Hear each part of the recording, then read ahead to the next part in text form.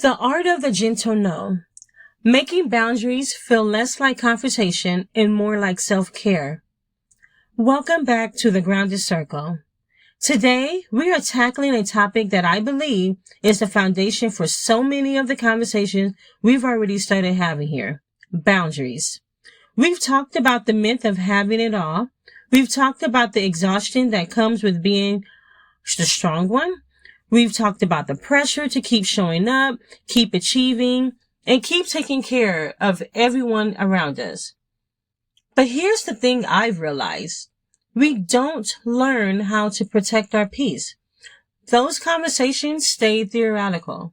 Because awareness is powerful, but awareness without action doesn't create change.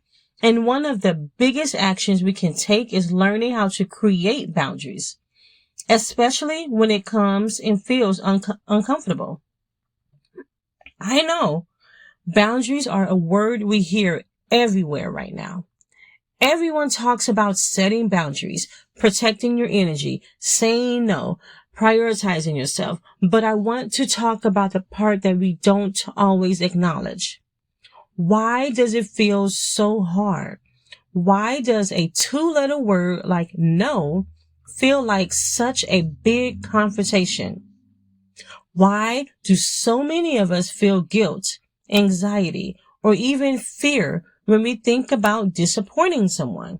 For many of us, it's because we were taught directly or indirectly that being needed meant we were valuable, that being the person who could always help, always fix, always show up made us dependable.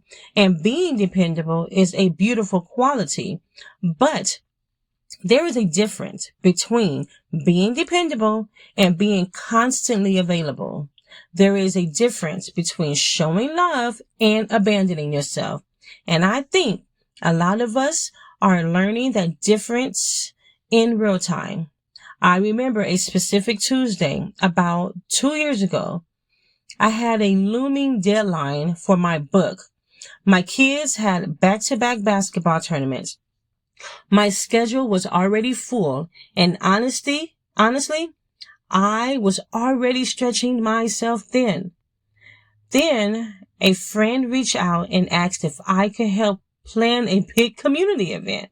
And immediately my brain screamed, no, not because I didn't care, not because I didn't want to support them, but because deep down I knew I didn't have the space. I knew my plate was already full. But my mouth responded before my brain even caught up. Of course I can help. And I remember hanging up the phone immediately, feeling that heaviness. That little feeling in your stomach that says, why did I just do that?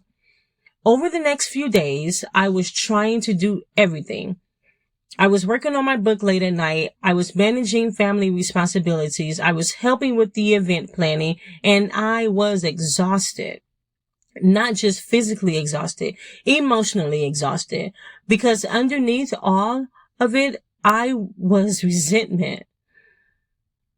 And that was the part I didn't want to admit. I wasn't resentful because someone asked for help.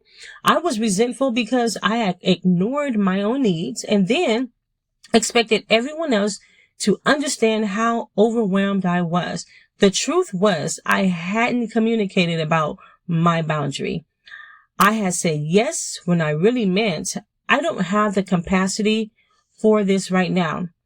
And the result? I spent 3 nights barely sleeping.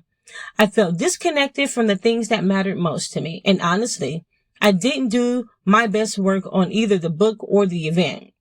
That moment taught me something very important. I was trying to buy approval with my time.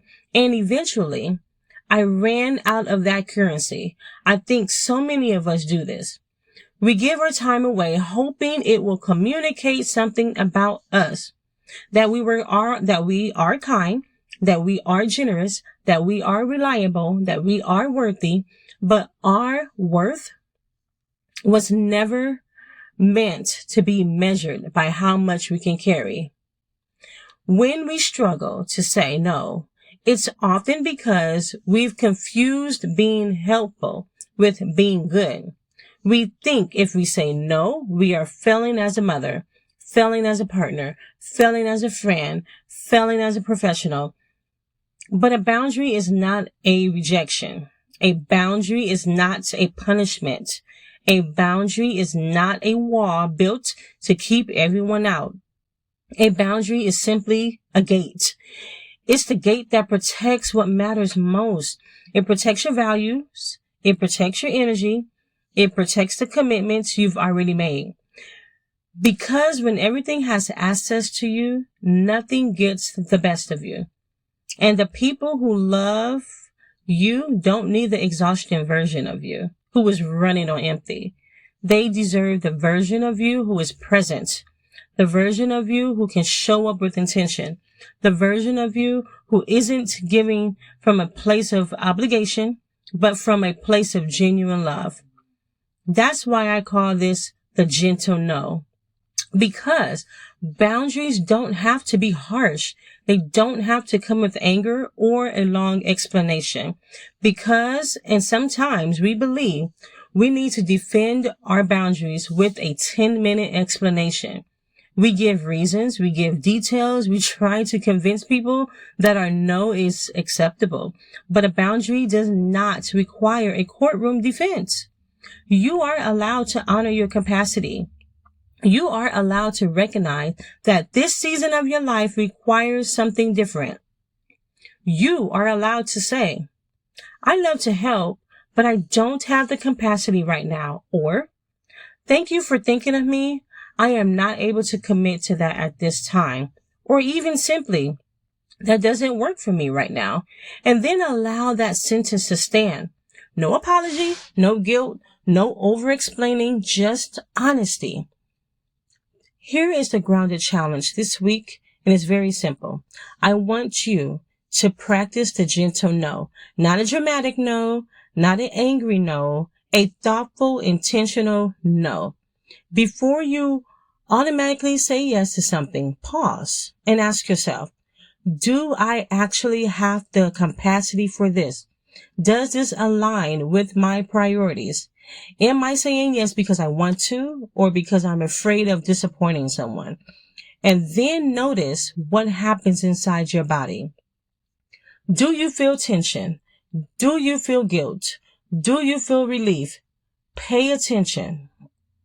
Because sometimes the discomfort we feel when setting a boundary is not a sign that we're doing something wrong. Sometimes it's a sign that we're doing something new. Protecting your time is not selfish. It is stewardship. It is recognizing that your energy is valuable. Your purpose is valuable. Your peace is valuable.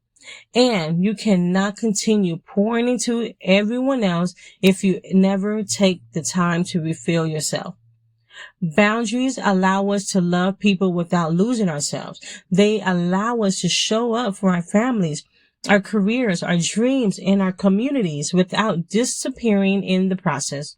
So this week, remember, a gentle no today can create a more wholehearted yes tomorrow. Thank you for spending this time with me inside the Grounded Circle. Until next time, stay grounded, honor your journey, and remember, you are allowed to pursue your purpose while still honoring yourself.